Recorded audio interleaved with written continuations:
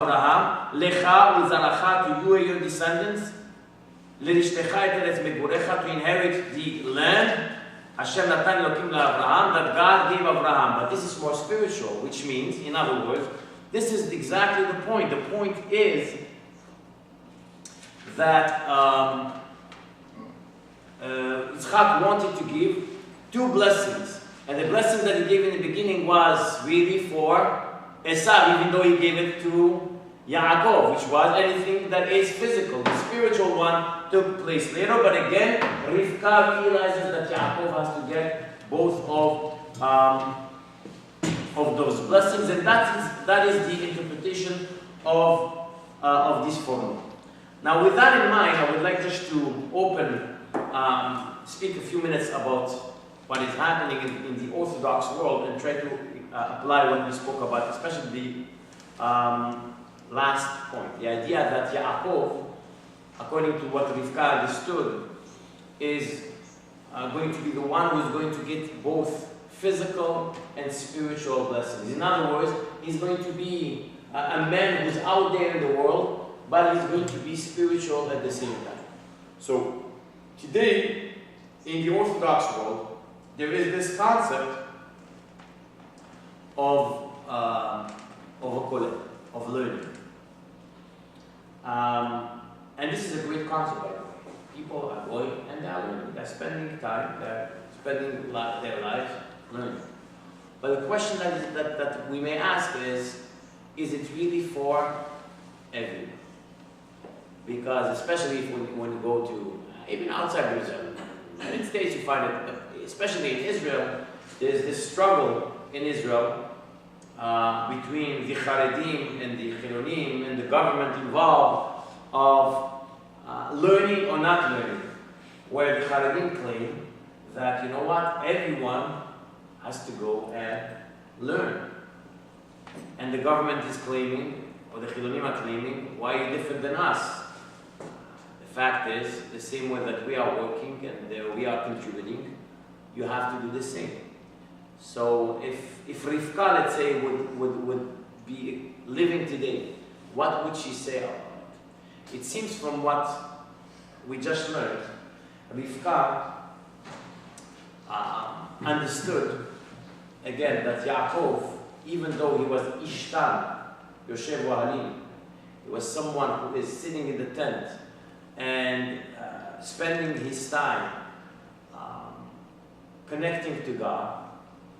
At the same time, Rivka urged Yaakov to go and get the physical blessing because she realized that without it, you won't be able to survive. And therefore, I think it's important to realize, in my humble opinion, that what is happening in Israel, as far as the Kollelim go, and the struggle that there is between the Charedim and the Chilonim, certainly has to do with what we spoke about tonight. And I personally do not think that everyone is meant to sit and learn the whole day. Obviously, there are Iluim. There are people out there who really, mamash sincerely, are sitting and learning and spending their lives dedicating it to HaKadosh Baruch Hu, to God. The Rambam actually, in the end of Hilchot Melachim, speaks about it and says, in the time of the Torah, who were the ones who dedicated their lives to God? The Kohanim. So the Rambam says, in the end of Hilchot Melachim, he says the following. He says, it's not meant only for Kohanim, but anyone. Kohanim are the Kohanim. But he says, anyone who wants to be like a Kohen, even though he was not born a Kohen, and wants to dedicate his life to the service of HaKadosh Baruch Hu, Baruch Yeh. It's a blessing, nothing wrong with that. And the whole concept of a Kohen is based, in a sense, on this Rambam. The Rambam says it clearly. But the Rambam, if you look carefully at the language, he says someone who is willing and is ready to dedicate his life to it. Let's be honest. How many people out there are really in kollel and they are really dedicating every moment of their lives to learning? I don't think too many. It's mostly impossible. It's okay. There are. By the way, I did have a chance to see some of them. I saw some of them. And if obviously someone is doing it in order to eventually go and teach and so on and so forth, fine. But to dedicate all your life to that is something that I don't think is meant for everyone. And this is where I think, by the way, now, slowly but surely, the Haredi world is realizing that, whether it is in Israel or outside of Israel, something that I would say 15, 20 years ago, they said, you know, not everyone, every child is going into the same box, which means it's going to go to yeshiva, it's going to yeshiva ketana, yeshiva gedola, kollel, and so on and so forth. Today, the approach of many of the great Rashi Yeshivot, Haredim, and so on and so forth, is completely different. They are starting to realize that no, you know what, it's not meant for everyone. And coming back to the text, Rivka realized that as well. However, it does not mean that if someone is not going to dedicate all his life to sit and learn, that he is patur, that he is exempt from it. God forbid. What it means is that obviously that many people are going to be out there working, but they're going to find time to learn as well. They're going to dedicate part of their life, part of their day to study Torah. And there are many Ba'alei Batim out there, many people out there, that every night they have a zman, they have a time where they dedicate an hour, 2 hours, 3 hours to learn Torah. I'll give you one example that comes to my mind. A certain individual in Montreal, a very known, a very in the community all over Montreal, Orthodox dentist, an Orthodox dentist, who that's for his living, is a top-notch Orthodox in Montreal. But I can tell you that this man, on his spare time, whether it is on a Sunday, whether it is every night after he comes from work, he comes home, he eats, and the next thing he does is he's in the kollel at night. From, I don't know, 7 o'clock to 9:30, 10 o'clock, every night, learning. So here's the idea of Yaakov. And this is the idea of Rivka, where she realizes you have to be out there, and you have to work, and you have to make a living, and so on and so forth. But at the same time, you are Ruchani, you are Yaakov Avinu, you are Ishtar Moshe Bo'alim, which means that the Ikar, the main life of Yaakov was spirituality. There's no doubt. But even if he had to work, all that was in order for him to be able to be spiritual, to be able to sit and learn at the end of his day every day. And that is what also the Tosafot says. I'll add what the beautiful Tosafot, the Tosafot says, the commentary of Tosafot on the Talmud, says the following. It says every morning when a Jew wakes up, he says Birkot Hashem, the morning blessings. At the end of the morning blessings, what do we have? Birkot HaTorah, the blessings of the Torah Shabbat. Why do we have these blessings every day? Because we can't study Torah without saying those blessings. So we say the blessings in the morning, and that gives us the ability to learn Torah for the rest of the day.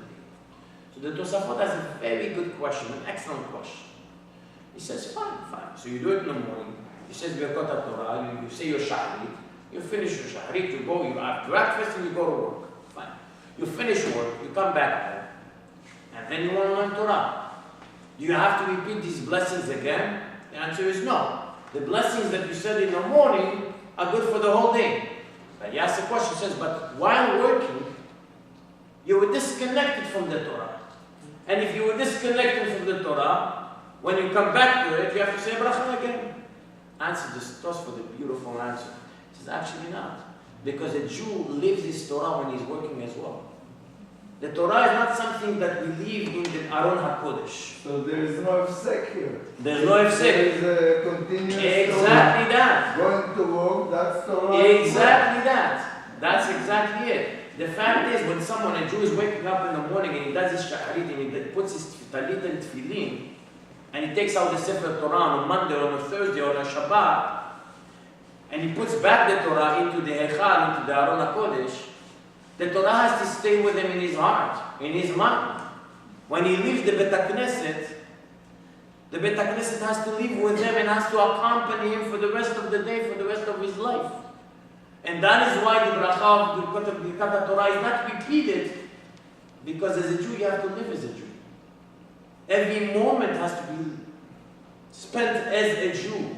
When you are at work, you have work ethics that are written in the Shulchan Aruch. How much money you're going to charge. People think it's civil law. It's not. It's civil law. It's written in the Shulchan Aruch. The Ramah speaks about Shulchan Aruch speaks about how much money could you charge, how much money could you gain. Everything is written. Everything is there. And therefore, that is the idea. The idea is that certainly, as we said, not too many people could spend the rest of their lives, all their lives, learning Yomam Valayla day and night. There are exceptions. Chacham Ovadia passed away recently. He was an exception. He was someone who every breath that he took was Torah. But the fact is, every Jew, when he takes a breath, the breath has to be Torah, but through the physical world that he is in. Which means that he has to take everything and mingle it together, mix it together. But the main point has to be Ruhaniyut, spirituality, which is Yaakov Avinu.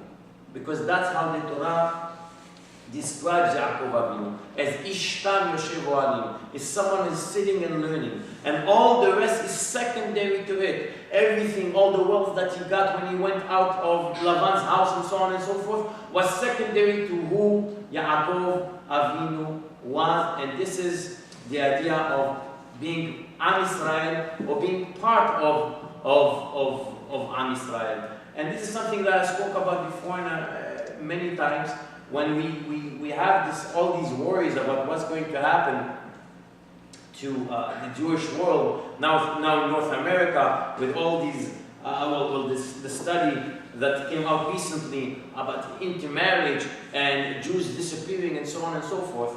I think the answer to it, and some people disagree with me and they tell me, you think it's so simple? I think it is simple. In my eyes, it's very simple.